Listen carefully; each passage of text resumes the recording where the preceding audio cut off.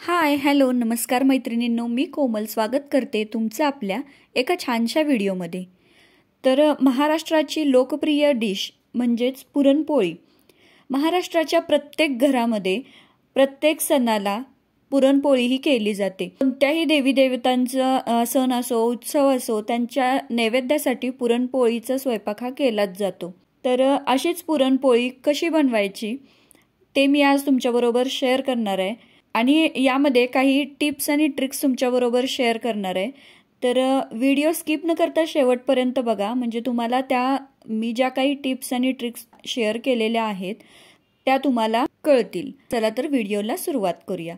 इथं मी 1 वाटी डाळ घेतलेली आहे, 1 वाटी हरभऱ्याची डाळ घेतलेली आहे आणि ती अर्धा तास भिजत ठेवलेली आहे। तुम्ही 3 ते 4 तास आधी भिजत घाला, म्हणजे डाळ व्यवस्थित अशी पटकन शिजली जाते। इथं एका छोट्या कुकरमध्ये मी ती डाळ सगळी घालून घेतलेली आहे। त्यामध्ये 1 छोटा चमचा हळद आणि 1 चमचा तेल घालून घेतलेले आहे। तेल यासाठी की डाळ व्यवस्थित शिजली जाईल आणि कुकरमधून जे शिट्टी होताना पाणी बाहेर येते तसं पाणी पण बाहेर येणार नाही यासाठी।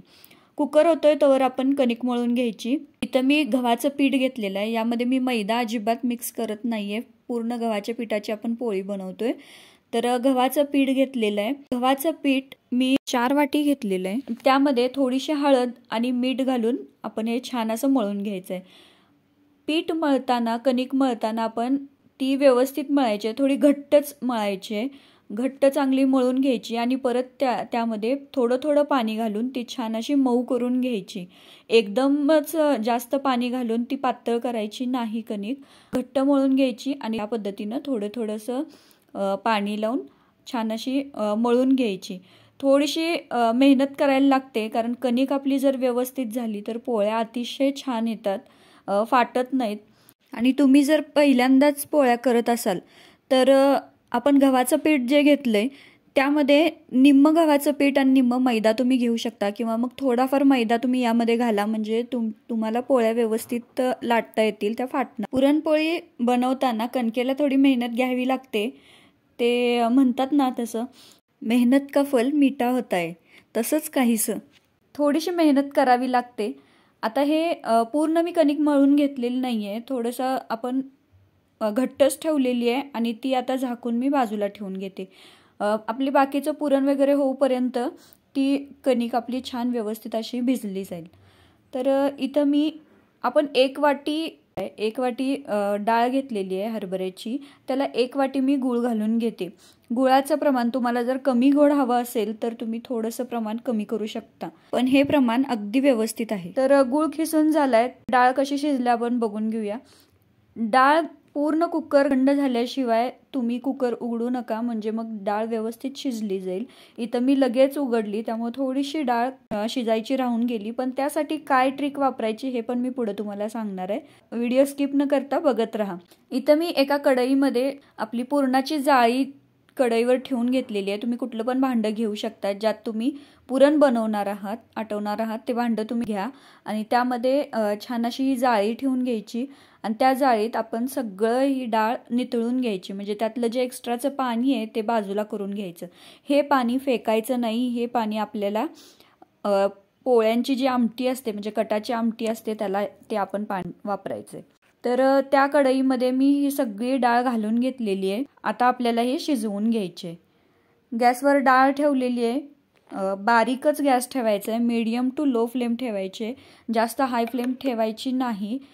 तुम्ही जर मोठा गॅस केला किंवा हाय फ्लेम ठेवली तर पुरण चिकटायची शक्यता असते, म्हणजे करपायची शक्यता असते, त्यामुळं मीडियम फ्लेमवर तुम्ही छान असं पुरण आटवून घ्या। इथे मी यामध्ये गूळ घालून घेते। गूळ घालून आपल्याला हे आता आटवून घ्यायचंय। पावभाजीचा जो स्मॅशर असतो तो स्मॅशर घ्यायचा आहे आणि त्या स्मॅशरने ही सगळी डाळ स्मॅश करून घ्यायची या पद्धतीने, जेणेकरून आपली जी डाळ थोडीशी शिजायची राहिलेली आहे ती व्यवस्थित शिजली जाईल।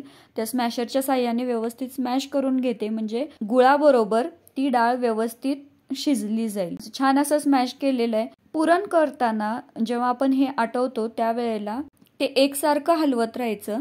जर तुम्ही आटवायला ठेवलं आणि दुसरं काय काम करायला गेला तर ते खाली चिकटून जाईल, त्यामुळं ते व्यवस्थित हलवतच राहायचं। मी त्यामध्ये सुंठ आणि बडीशेपची पावडर घालून घेतलेली आहे, हलवून घेतलंय आणि गॅस बंद केलाय। थोडंसं मी जायफळ खिसून घेते, जायफळ घालून घेतलेलं आहे। जायफळमुळे फ्लेवर छान येतो आणि टेस्ट पण छान लागते।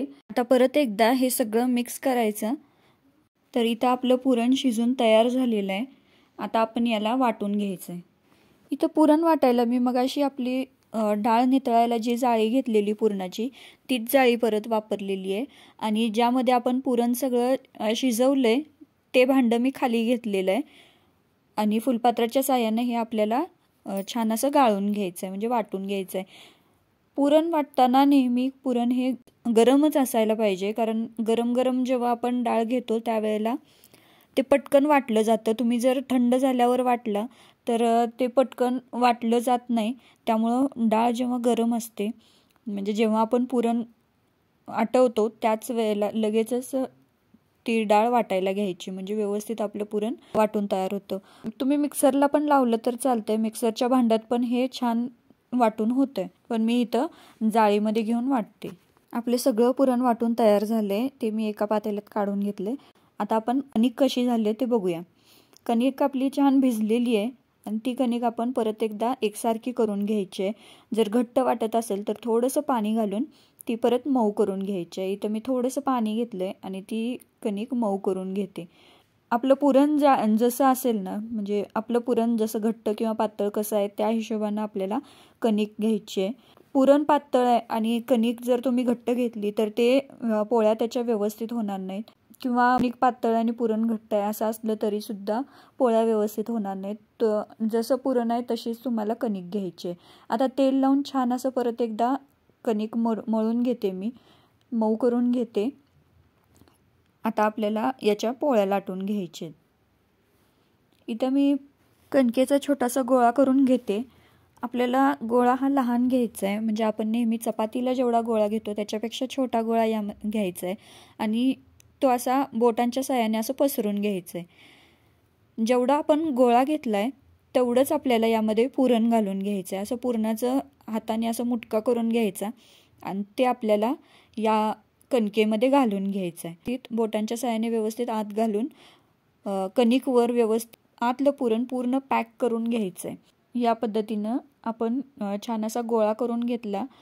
तो गोळा पिठामध्ये बुडवून घ्यायचा आणि पोळपाट्यावर घेऊन ते हाताच्या साहाय्याने थोडंसं असं पसरून घ्यायचं। या पद्धतीने तुम्ही जर गोळा बनवला, तुमच्या पोळीमधलं जे पुरण आहे ते सगळं काठापर्यंत एकसारखं सगळीकडे पसरलं जाईल। आणि पोळी लाटताना सुरुवातीला थोडासा दाब द्यायचा आणि त्यानंतर असे अलगद हाताने अशी फिरवून फिरवून लाटायची, म्हणजे ती पोळी व्यवस्थित अशी आपली फुगते आणि पुरण एकसारखं सगळीकडे पसरलं जाते। इथं मी तवा गरम करून घेतलाय, तव्याला तूप लावलंय। तुम्ही तुपाऐवजी तेल सुद्धा लावू शकता। तर पोळी आपल्याला भाजायची आहे। एक साईडला भाजली की आपल्याला पहिल्यांदा पलटताना ती हाताने पलटून घ्यायची, कारण तुम्ही जर उलटनं पलटली किंवा चमच्यानं पलटली तर ती फाटू शकते, त्यामुळे हाताने उलटायची। आता मी तूप लावून घेते। तुपाऐवजी तुम्ही तेल लावा, तेल लावलं तरीही चालतं। व्यवस्थित सगळीकडं भरपूर असं तूप लावलेलं आहे आणि आता मी दोन्ही साईडनं छान खरपूस अशी आपली पोळी भाजून घेते। इथं बघू शकता टम्म फुगलेली आपली पोळी, छान अशी टम्म फुगलेली आहे आणि पोळीचा कलर पण बघू शकता एकदम छान असा आलेला आहे, कारण आपण जी कणिक भिजवत होतो, कणिक मळत होतो त्यावेळेला कणकेत थोडी हळद टाकली होती, त्यामुळे पोळीचा कलर सुद्धा छान आलेला आहे। इथं आपलं पुरणपोळीचं ताट तयार झालेलं आहे। अतिशय मऊसूत अशी आणि खमंग छान अशी पोळी आपली तयार झालेली आहे। तर आजचा व्हिडिओ तुम्हाला कसा वाटला, आजची रेसिपी तुम्हाला कशी वाटली नक्की कमेंटमध्ये कळवा। व्हिडिओ आवडला असेल तर एक लाईक नक्की करा। जर नवीन असाल तर चॅनल सबस्क्राईब करा आणि ज्यांना पुरणपोळी बनवता येत नाही त्यांच्याबरोबर हा व्हिडिओ नक्की शेअर करा। पुन्हा भेटू अशाच एका छानशा व्हिडिओसोबत। धन्यवाद।